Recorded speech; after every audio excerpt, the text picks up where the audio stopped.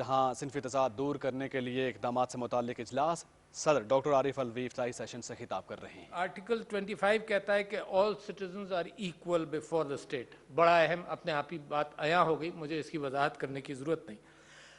اسی آرٹیکل 25(1) اور 25(3) یہ کہتا ہے کہ اسپیشل پروویژنس فار وومن اور چلڈرن اگر انیکٹ کرنے ہیں تو آئین اجازت دیتا ہے کہ انیکٹ کریں۔ تو آئین کے بنانے والوں نے یہ سمجھا تھا 1973 کے اندر بھی، اور آج تک سمجھتے ہیں، جو ایم این ایز یہاں پہ بیٹھے ہوئے ہیں، جو سینیٹرز ہیں، آج تک سمجھتے ہیں کہ اسپیشل پروویژنس کی ضرورت ہے۔ تو اسپیشل پروویژنس کی ضرورت کسی وجہ سے ہوگی نا، اس وجہ کو اگر ہم ریکگنائز کریں تو اسپیشل پروویژنس کا مطلب یہ کہ یہ معاملہ کلچر کے اعتبار سے یا رہن سہن کے اعتبار سے یہاں ایکسپلائٹیشن ہے۔ پھر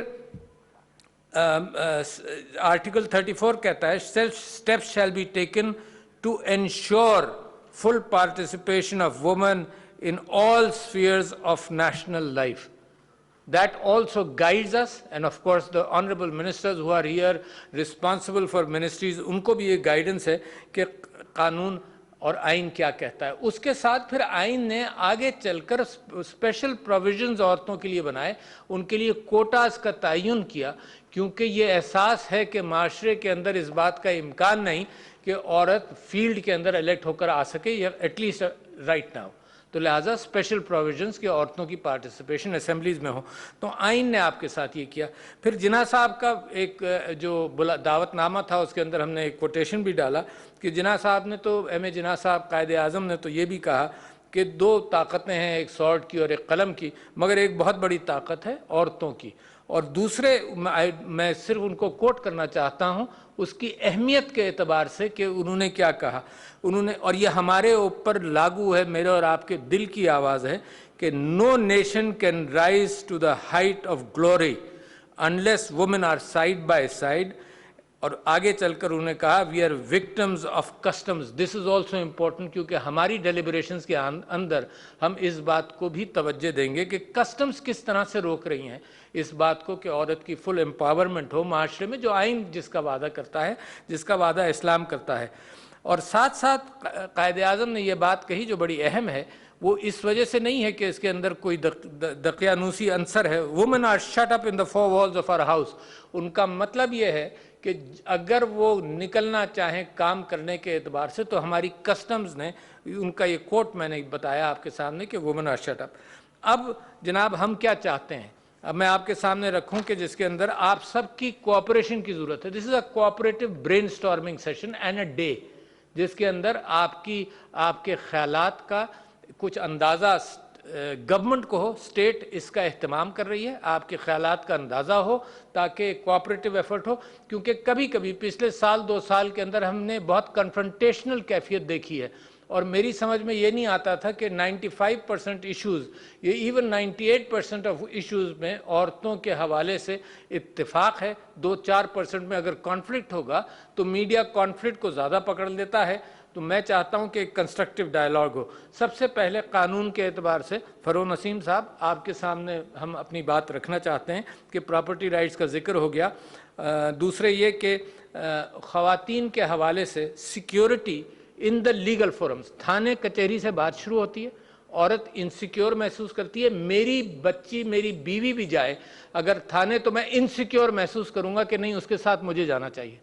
تو لہٰذا وہاں سے معاملہ شروع ہوتا ہے کہ عورت اگر سیکیور ہی نہیں ہے اس بات میں کہ تھانے کچہری میں جا کر اپنی بات رکھ سکتی ہے تو وہ اپنے حقوق کی کیسے بات کرے گی۔ تو معاملہ تھانے کچہری سے شروع ہوتا ہے۔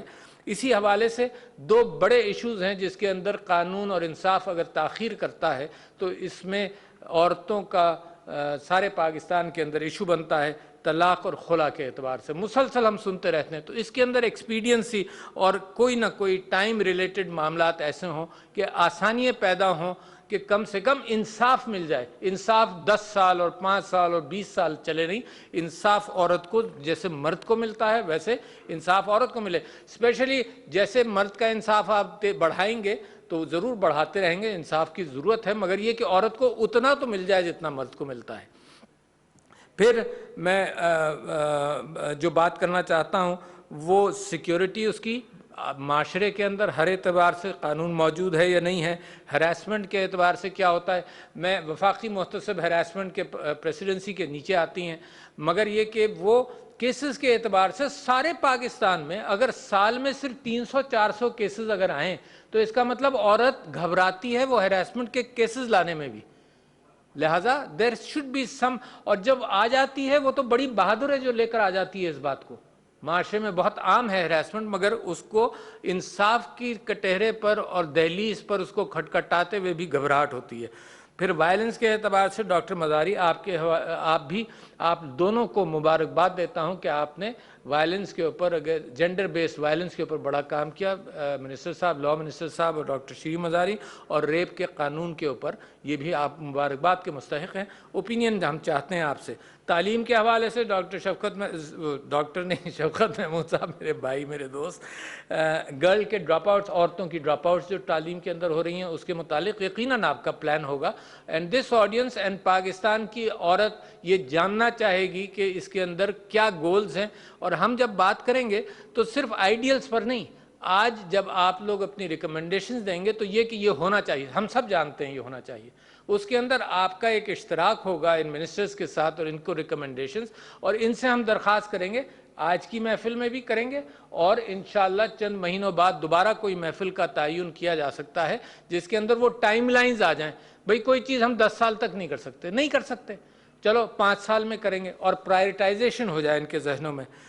پھر دوسرے شفقت محمود صاحب, relevant life skills based lessons کے حوالے سے جو آپ جانتے ہیں کہ بچوں ہی کے معاملے سے ملک پریشان ہے کہ ان کی ایکسپلائٹیشن وائلنس کے اعتبار سے, ریپ کے اعتبار سے ہوتی ہے. تو ٹچ اور یہ سب شہزاد روئے صاحب بھی یہاں بیٹھے ہیں, انہوں نے بھی کچھ کام کیا, لیسنز تیار کیے ہیں. تو ہائر ایجوکیشن کے بعد ہم ڈراپ آؤٹس معاشرے میں دیکھ رہے ہیں, وہ بھی ایک معاملہ ہے. فائنانس کے حوالے سے جناب میں نے رضا باقر صاحب سے درخواست کی تھی, وہ ضرور اپنی بات رکھیں گے یہاں. اکنامک امپاورمنٹ کے بغیر عورت امپاور نہیں ہوتی, کلیئر پیریڈ, ٹھیک ہے جی. تو اکنامک امپاورمنٹ کے اعتبار سے ڈاکٹر سنیا لشکر موجود ہیں, وہ بھی موجود ہیں. اس کے اندر لونز کے حوالے سے دا گورنر آف اسٹیٹ بینک, میں نے اسی تیاری کے اندر پچھلے دنوں جو میٹنگز کی تو گورنر اسٹیٹ بینک نے کہا کہ جی جو ہمارے پاس رقم ہے عورتوں کو اسمال اینڈ میڈیم انٹرپرائزز میں لونز دینے کی, اتنی عورتیں نہیں آئیں.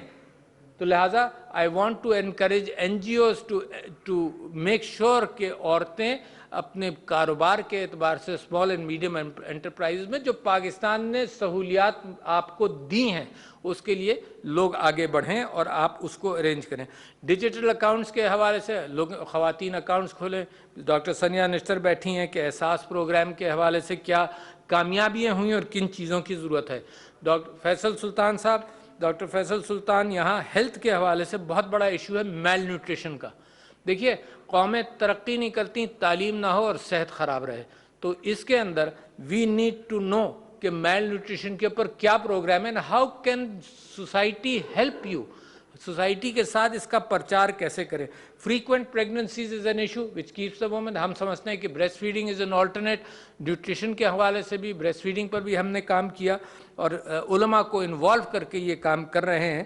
اویلیبلٹی آف کانٹراسیپٹیوز کی وجہ سے 40 لاکھ پریگننسیز پاکستان میں نان اویلیبلٹی آف کانٹراسیپٹیوز کے اعتبار سے ہیں.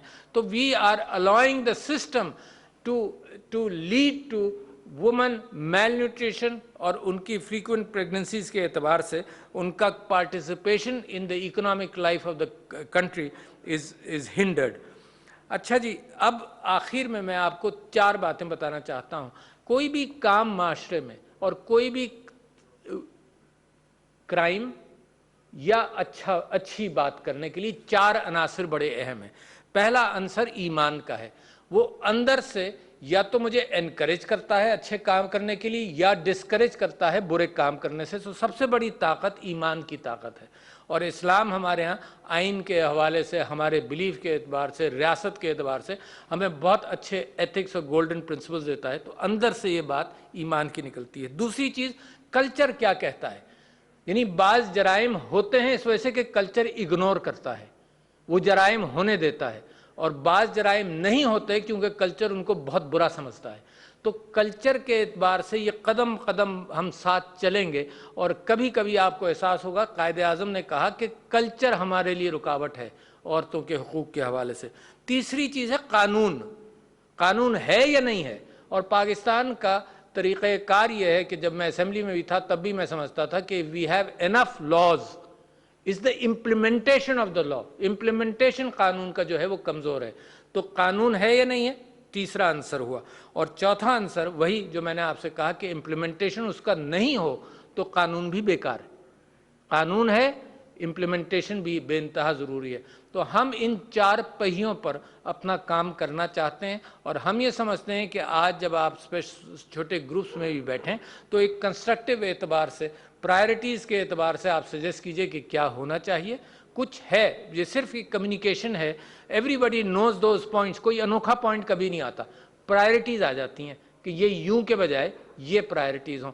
تو جب آپ پرائرٹیز کا تعین کریں, شام کو ہم چاہیں گے کہ آپ پریزنٹیشن کریں. منسٹر صاحبان سے میں نے خاص طور پر گزارش کی تھی کہ منسٹر صاحبان ضرور آپ کی پریزنٹیشن اور پرائرٹیز کے اعتبار سے بات سن لیں, اور انشاءاللہ چند مہینوں بعد اس کے بعد دوبارہ ان چیزوں کو دیکھا جائے اور کیا جائے کہ یہ ڈائلاگ کے اعتبار سے کیا کس طرف قوم کو جانا چاہیے. تو میں آپ سب لوگوں کا مشکور ہوں. I must have taken a little more time than needed, but I needed to lay down وہ کیفیت جو امیدیں ہم وابستہ کرتے ہیں ایک ترقی یافتہ قوم اور ایک ترقی پذیر قوم کے اعتبار سے کہ ہمیں کس طرف جانا ہے. بہت شکریہ لیڈیز اینڈ جینٹلمین.